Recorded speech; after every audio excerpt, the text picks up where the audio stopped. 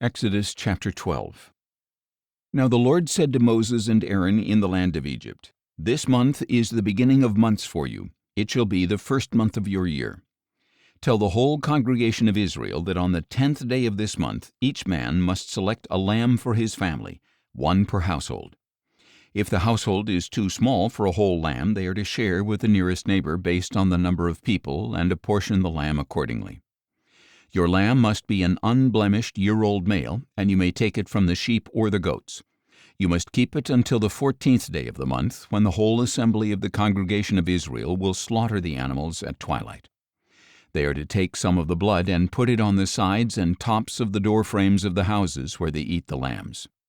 They are to eat the meat that night, roasted over the fire, along with unleavened bread and bitter herbs. Do not eat any of the meat raw or cooked in boiling water, but only roasted over the fire, its head and legs and inner parts. Do not leave any of it until morning. Before the morning you must burn up any part that is left over. This is how you are to eat it. You must be fully dressed for travel, with your sandals on your feet and your staff in your hand. You are to eat in haste. It is the Lord's Passover. On that night I will pass through the land of Egypt and strike down every firstborn male, both man and beast, and I will execute judgment against all the gods of Egypt. I am the Lord. The blood on the houses where you are staying will distinguish them. When I see the blood, I will pass over you. No plague will fall on you to destroy you when I strike the land of Egypt. And this day will be a memorial for you, and you are to celebrate it as a feast to the Lord, as a permanent statute for the generations to come. For 7 days you must eat unleavened bread. On the first day you are to remove the leaven from your houses. Whoever eats anything leavened from the first day through the 7th must be cut off from Israel. On the first day you are to hold a sacred assembly, and another on the 7th day. You must not do any work on those days except to prepare the meals. That is all you may do. So you are to keep the feast of unleavened bread, for on this very day I brought your divisions out of the land of Egypt. You must keep this day as a permanent statute for the generations to come. In the first month you are to eat unleavened bread, from the evening of the 14th day until the evening of the 21st day. For 7 days there must be no leaven found in your houses. If anyone eats something leavened, that person, whether a foreigner or native of the land, must be cut off from the congregation of Israel. You are not to eat anything leavened. Eat unleavened bread in all your homes." Then Moses summoned all the elders of Israel and told them, "Go at once and select for yourselves a lamb for each family, and slaughter the Passover lamb. Take a cluster of hyssop, dip it into the blood in the basin, and brush the blood on the top and sides of the doorframe. None of you shall go out the door of his house until morning. When the Lord passes through to strike down the Egyptians, he will see the blood on the top and sides of the doorframe and will pass over that doorway, so he will not allow the destroyer to enter your houses and strike you down.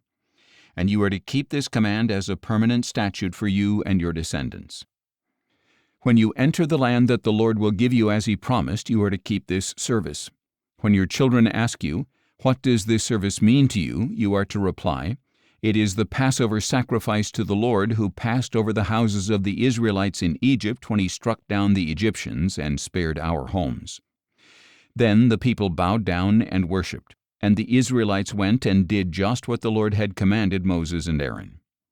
Now at midnight the Lord struck down every firstborn male in the land of Egypt, from the firstborn of Pharaoh, who sat on his throne, to the firstborn of the prisoner in the dungeon, as well as all the firstborn among the livestock.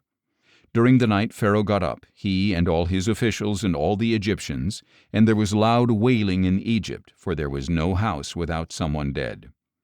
Then Pharaoh summoned Moses and Aaron by night and said, "Get up, leave my people, both you and the Israelites.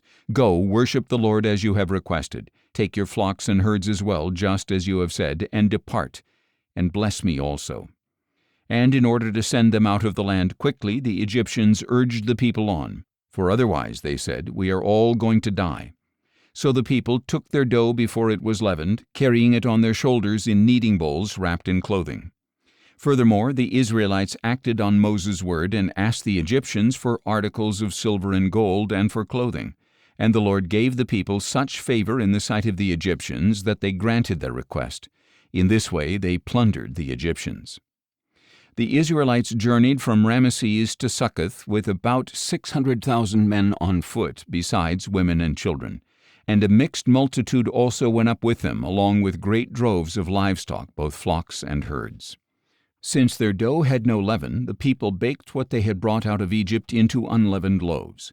For when they had been driven out of Egypt, they could not delay, and had not prepared any provisions for themselves. Now the duration of the Israelites' stay in Egypt was 430 years. At the end of the 430 years, to the very day, all the Lord's divisions went out of the land of Egypt. Because the Lord kept a vigil that night to bring them out of the land of Egypt, this same night is to be a vigil to the Lord, to be observed by all the Israelites for the generations to come. And the Lord said to Moses and Aaron, "This is the statute of the Passover. No foreigner is to eat of it, but any slave who has been purchased may eat of it after you have circumcised him. A temporary resident or hired hand shall not eat the Passover. It must be eaten inside one house. You are not to take any of the meat outside the house, and you may not break any of the bones. The whole congregation of Israel must celebrate it. If a foreigner resides with you and wants to celebrate the Lord's Passover, all the males in the household must be circumcised. Then he may come near to celebrate it, and he shall be like a native of the land. But no uncircumcised man may eat of it. The same law shall apply to both the native and the foreigner who resides among you." Then all the Israelites did this. They did just as the Lord had commanded Moses and Aaron. And on that very day the Lord brought the Israelites out of the land of Egypt by their divisions.